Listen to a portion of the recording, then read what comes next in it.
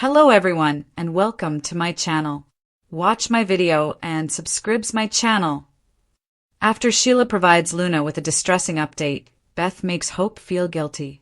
Will begs Sheila to tell him the truth at Il Giardino since he knows a girl entered his room. What are your knowledge on that? Sheila queries. Why would I know anything about that? After seeing Luna's confession. Sheila skillfully redirects the subject to Will's relationship with Electra as he continues to beg. She finds out that they will have a special night.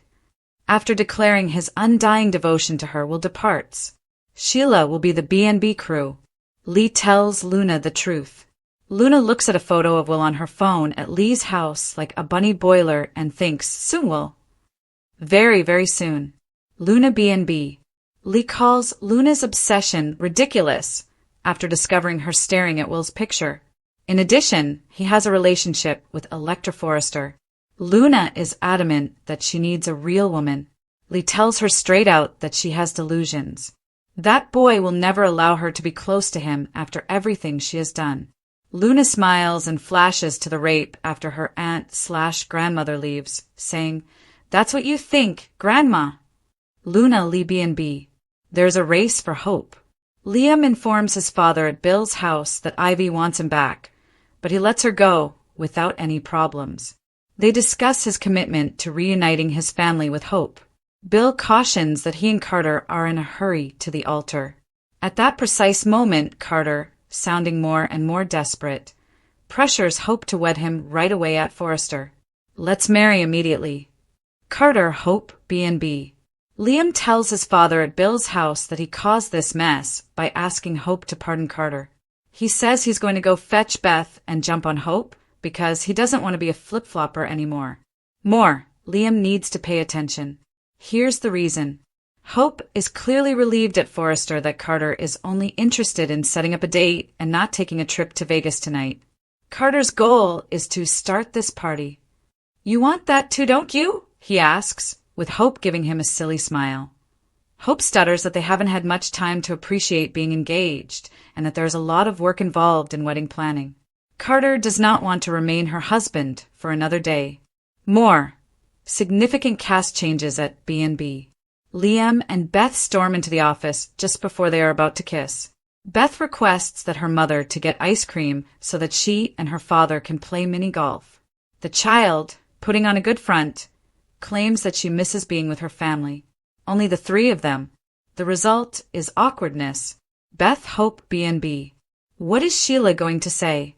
As Luna begins working on a calendar at Lee's house, Sheila enters and informs her that Will is trying to find out the truth about what actually transpired that evening. Will gives the impression that he was quite drained, but he knows a woman entered his room, and the entire night seems to be a haze to him. It's a night Luna will never forget, and she can recall every detail. Additionally, Sheila's marriage is in jeopardy.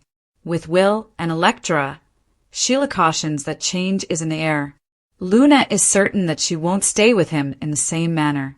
Tonight, Sheila believes they are going to take their relationship to the next level. Sheila, Luna B&B. Are they going to finish? Will brings a bunch of flowers to Electra's guest house. With a fire in the hearth and candles lighted, she begins to exclaim that he is the man she was destined to be with. They make out while she tells him how great it is that he has been patient with her, and he tells her that she is the only female for him. She makes references to what they will discuss. Both Electra and Luna are expecting a double baby. Will this be a surprise? Spoilers for the bold and the beautiful suggest that Luna Nozawa and Electra Forrester might become pregnant. Is a double baby surprise in the works for Spencer? Luna believes she is expecting Will's child based on her frequent smirks and all of her remarks. Luna undoubtedly thinks that having a Spencer child will spare her from going back to jail. Naturally, this can also be Luna's plan to win Will over. With Will at her side, Luna most likely dreams of starting a family. But what if Electra also becomes pregnant? We all know that birth control methods can fail, especially in a soap opera, even though Electra tried to be cautious and do this correctly. Electra's world could be completely upended if she becomes pregnant unexpectedly during her first encounter with Will. Will may find out he's going to be a parent, even if he didn't plan on becoming one at this point in his life? What if Will eventually learns that he is expecting 2 children? It might occur if Electra finds out she is expecting Luna. Will might be left reeling along with Luna and Electra if there is a double baby surprise that none of them anticipated. On B&B, that could result in a variety of soap opera scenarios. Luna, who is jealous, might decide to stage a small accident in order to ensure that Electra's baby is killed. Electra and her possible unborn kid may be in serious danger, since Luna may want to get rid of her as well.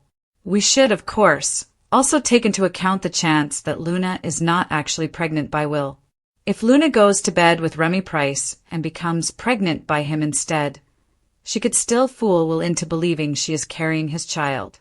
Regardless, Will might receive updates on some unexpected pregnancies in the near future. Will be doubly startled when Electra makes her own revelation in addition to Luna's baby revelation. The night air in Los Angeles was heavy with the scent of jasmine and impending doom as the lives of the Forresters, Spencers, Logans, and the dangerous women who lurked in their orbit collided in ways none of them could fully control. For at Il Giardino, a dimly lit corner booth became the setting for yet another twist in the never-ending tapestry of betrayal, obsession, and power plays. Sheila Carter, sipping her crimson wine with that practiced air of feigned innocence, felt Will Spencer's eyes boring into her, the young man's voice trembling with equal parts desperation and determination as he pleaded with her to stop dancing around the truth. He knew, deep in his gut, that someone had entered his room that night, that intoxicating, confusing night when memories were blurred by liquor and whispered promises, and though his recollections were fragmented like shards of glass glinting beneath the moonlight, there was enough there to haunt him, enough to compel him to keep asking, "What do you know about that, Sheila?" Her lips twisted in that serpentine smile as she bent her head and diverted with a delicate, "Why would I know anything about that, Will?" Her mind, as sharp as ever, went to Luna Nozowa's breathy confession.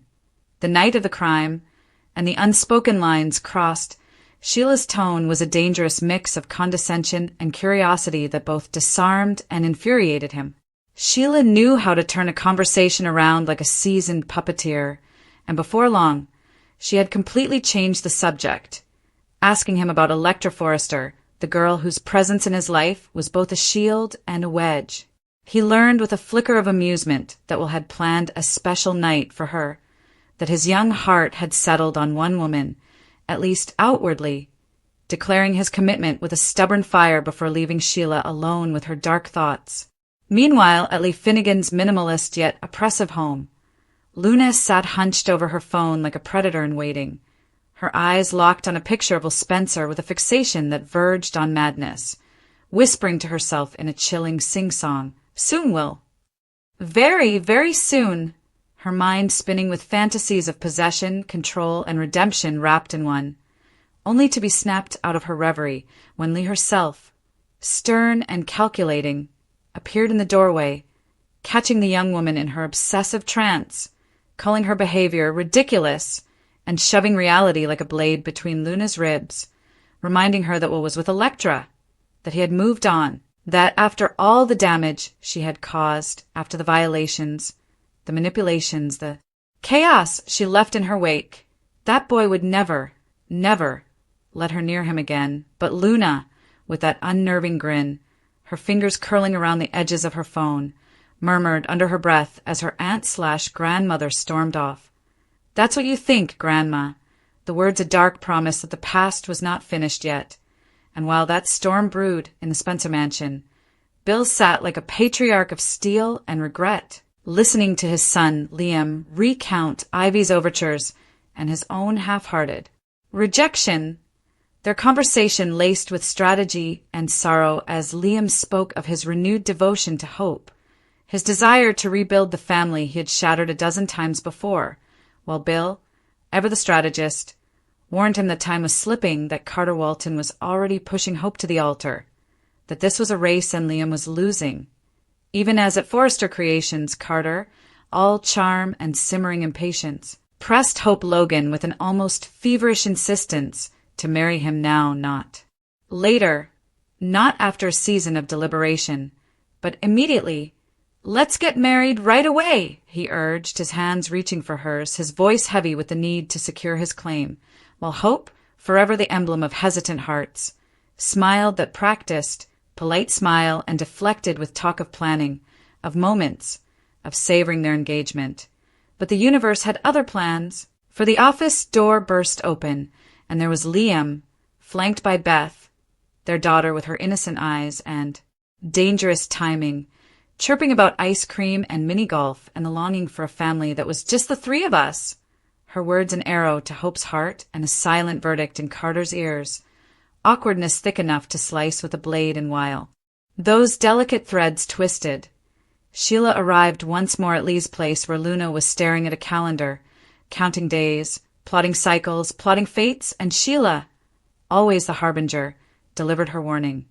What was asking questions, the past was scratching at the door, the night was coming back to life in his memory, and yet Luna only smirked, because she remembered every sordid detail and wore that memory like a charm, while Sheila, her instincts keener than a hawk's, noted the changing winds around Will and Electra's relationship, predicting they were taking things to the next level that very night, and indeed they were, for across town, in Electra Forrester's warmly lit guest house, the candles flickered, the fire whispered, and Will Spencer arrived with flowers in his hands and naivete in his heart, kissing Electra, murmuring words of destiny, of patience, of permanence, as the shadow of Luna Nozawa stretched long across the floorboards, her mind already racing.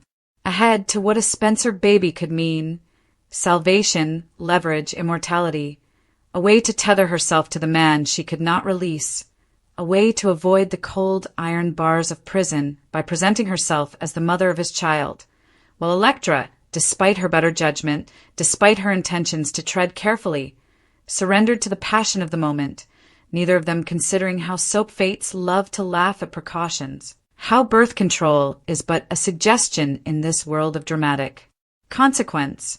And so the stage was set for a double entanglement of the cruelest kind, for Luna was already nursing her delusions of pregnancy, every smirk a secret promise that she carried his future in her womb, while Electra, unwitting and radiant, might soon find herself staring at the same double lines on a test. And what then?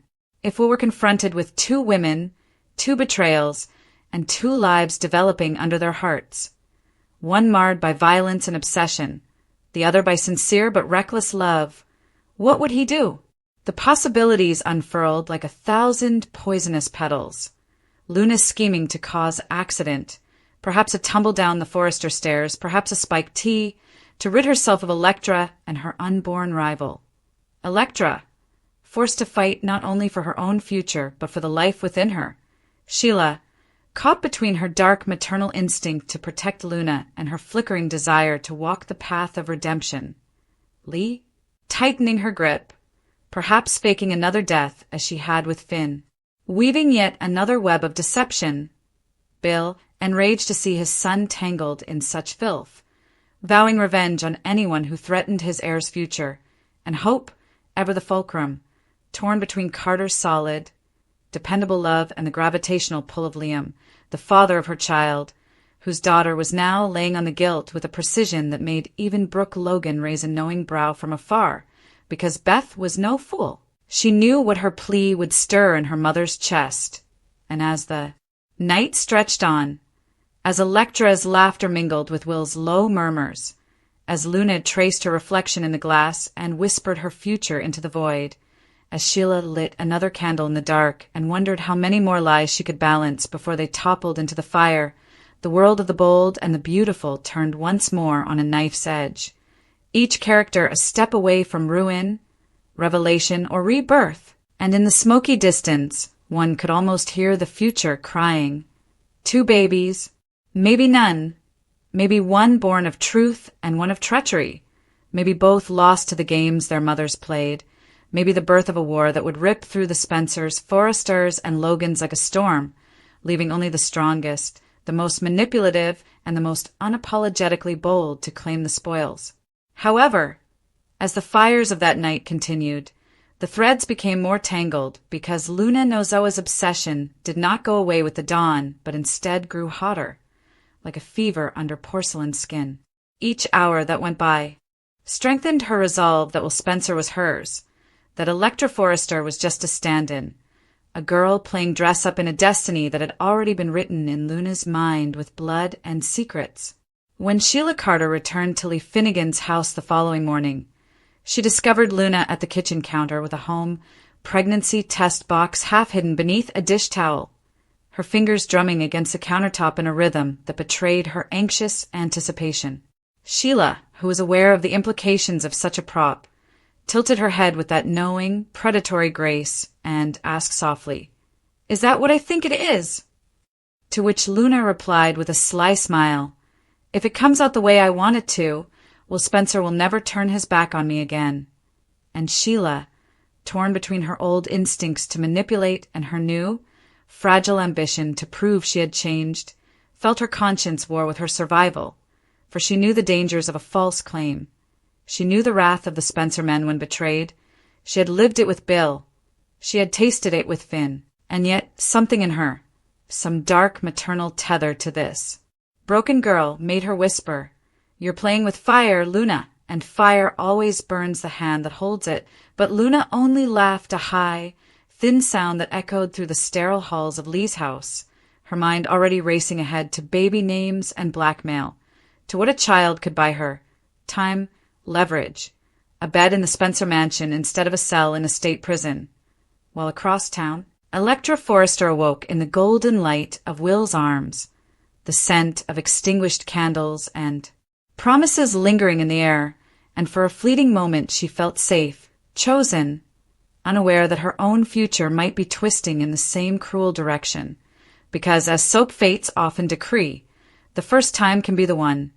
The night of romance can become the morning of reckoning, and the very thing she had waited for, his touch, his pledge, his heart, might now become the anchor that drags her into Luna's storm. Meanwhile, at the Spencer mansion, Beth Logan Spencer sat cross-legged on the carpet, with crayons in hand, drawing a picture of her family, with Carter's figure suspiciously missing, presenting it to her mother Hope with a sweet, rehearsed smile that only a child on a mission could muster, saying, "Mommy, don't you miss when it was just me, you, and Daddy?"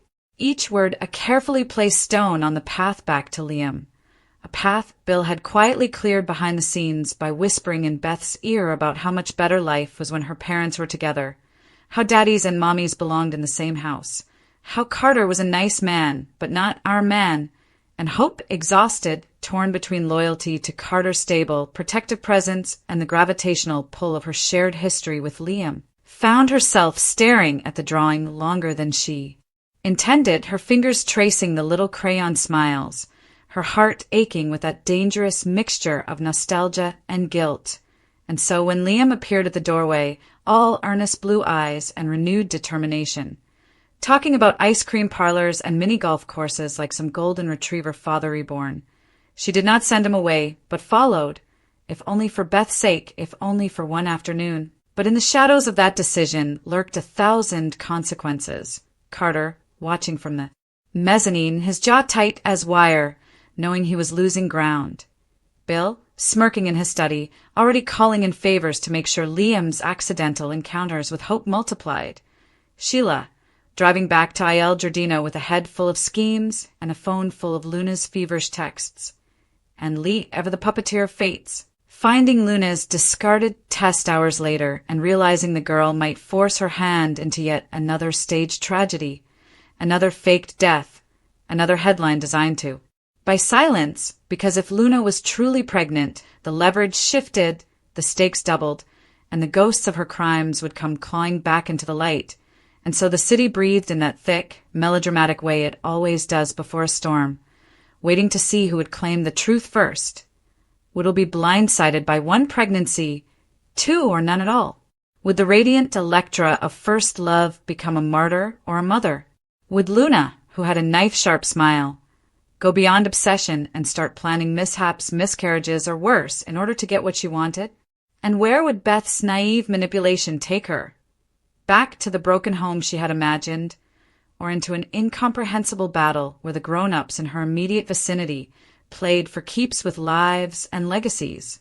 Los Angeles, always brave and always stunning, waited anxiously for the first secret to be revealed as the clock ticked away, the champagne cooled, and the bridal gown in Forrester's backroom accumulated dust.